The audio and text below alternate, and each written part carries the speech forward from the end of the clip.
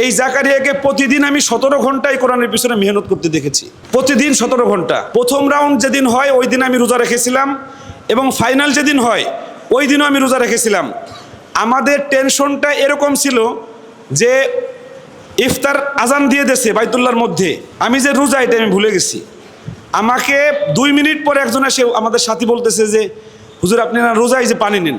মানে বিশ্বজয় আসতে, সারা পৃথিবীকে পরাজিত করতে কি ধরনের মেহনত আমি জাকারিয়াকে আমি দেখেছি। আমার ওখানে 3 বছর জাকারিয়া পড়ে। এই জাকারিয়াকে প্রতিদিন আমি 17 ঘন্টায় কোরআনের পিছনে মেহনত করতে দেখেছি, প্রতিদিন 17 ঘন্টা। আর জাকারিয়ার আব্বা এই 17 দিন একাধারে রোজা রেখেছে।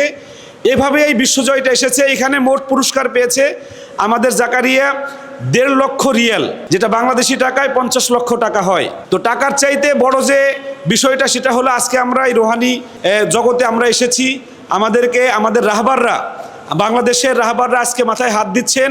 আমার বিশ্বাস যে এই বিশ্বজয়ের ধারাবাহিকতা জাকারিয়া পৃথিবীর যত দেশে প্রতিযোগিতা হয়, যদি আজকে আমরা ঠিকমতো দোয়া পাই, ইনশাআল্লাহ সব দেশ থেকে বিশ্বজয় করতে পারবে আর বরিশালে যেহেতু প্রথম বিশ্বজয় এসেছে, তাহলে বরিশাল থেকে আশা করা যায় যে সামনে প্রতি বছর বিশ্বজয় আসবে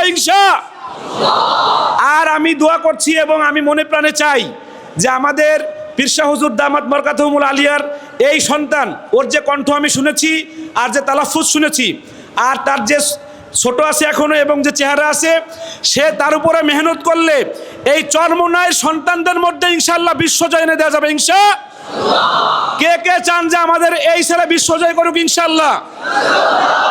আমাকে যদি হুজুর দায়িত্ব দেয়, তাহলে আমি আমার জীবনকে উৎসর্গ করে ইনশাআল্লাহ এই পরিবারের জন্য বিশ্বজয় ইনশাআল্লাহ এনে দেওয়া সম্ভব।